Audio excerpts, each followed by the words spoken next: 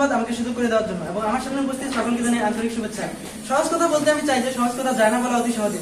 আমি শুরু থেকেই লক্ষ্য করছি আমার বিজ্ঞ প্রতিপক্ষরা কেমন যেন ঝিমিয়ে পড়েছেন। সম্ভবত গত রাতে ইন্টারনেটের সুফল বুঝতে গিয়ে কুপন দ্বারা সংখ্যাধিক তবে যাই হোক, বিদ্যুৎ মানুষকে লোহার তার দিয়ে বাঁধিয়েছে, কিন্তু মানুষকে ভাবতে পেরেছে তাদের শব্দকে নিঃশব্দের মধ্যে বাঁধতে পারবে একমাত্র লাইব্রেরি।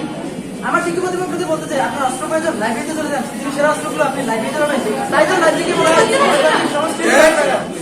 আপনার পৃথিবীতে 130 মিলিয়ন বই রয়েছে, আপনি সব বই ইন্টারনেটে পাবেন না, কারণ সব বই উন্মুক্ত নয়। আপনি মেডিকেল সায়েন্সের বিশেষ ফর্মুলা সম্পর্কিত বই ইন্টারনেটে পাবেন না। পারমাণবিক অস্ত্র তৈরির ফর্মুলা সম্পর্কিত বই ইন্টারনেটে পাবেন না। আপনি চর্যাপদ সম্পর্কিত বইও ইন্টারনেটে পাবেন না, যার সাথে জড়িয়ে রয়েছে বাঙালির সভ্যতা, বাঙালির জন্ম। 2021 সালে বিজ্ঞানী সমীক্ষা বলছে সরাসরি স্পর্শ করা বই দ্বারা অনেক দ্রুত জ্ঞান শোষণ করে এবং বেশিক্ষণ মনে রাখে। বিজ্ঞানীরা গবেষণা করেছেন এই প্রভাব বই দ্বারা স্পর্শগত অনুভূতির সাথে সম্পর্কিত। আমার বিজ্ঞানীদের প্রতি আমার প্রথম প্রশ্ন, আপনি কি কম্পিউটার মনিটর দ্বারা এই অনুভূতি সৃষ্টি করতে পারবেন? বিশ্বের শক্তিধর 42টি দেশের প্রতিক্রিয়া জানাচ্ছে যারা সরাসরি বই পড়ে তারা পরীক্ষার নম্বরও বেশি পায়। আরেক সমীক্ষা দেখা যাচ্ছে বেশিরভাগ শিক্ষার্থীরা বই গন্ধকে উপভোগ করে।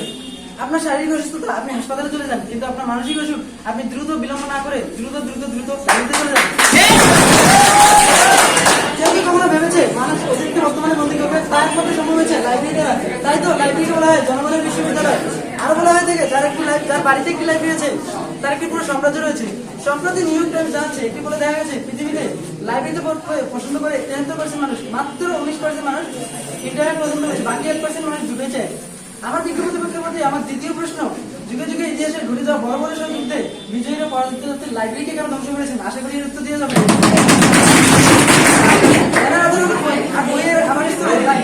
আপনি কি জানেন জ্ঞান যেখানে সীমাবদ্ধ, বুদ্ধি সেখানে আনুষ্ট, মুক্তি সেখানে অসম্ভব।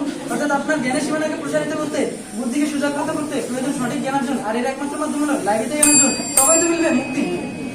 ধরে নিলাম আপনি কম্পিউটার স্ক্রিনে দীর্ঘক্ষণ পড়ালেখা করছেন, জ্ঞান অর্জন করছেন, কিন্তু আপনি কি জানেন অতিরিক্ত কম্পিউটার স্ক্রিন ব্যবহার করলে আপনার ইনসোমনিয়া নামক মারাত্মক সমস্যা হতে পারে। এতে আপনার যা প্রত্যাশিত তার থেকে এতে বিপরীত হয়ে যাবে।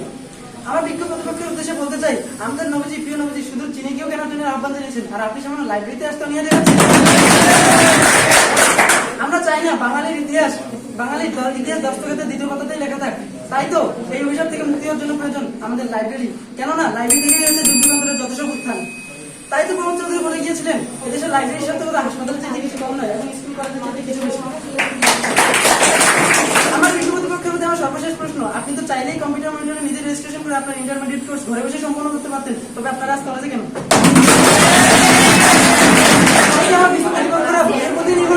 আশা করি মনে রাখবেন বই কিনে কেউ কখনো দেউলিয়া হয় না, আর আপনার অতিরিক্ত অর্থ ব্যয় করার সবচেয়ে সুন্দরতম মাধ্যম হচ্ছে বই কেনা। আমি যখন লাইব্রেরিতে উপস্থিত হই তখন আমার মনে হয় আফসোস আমার ছোট জীবনে এত জ্ঞান অর্জন করা হবে না। তাই বলছি আসুন বইকে স্পর্শ করি, বইকে ভালোবাসতে শিখি, তাহলে সফল।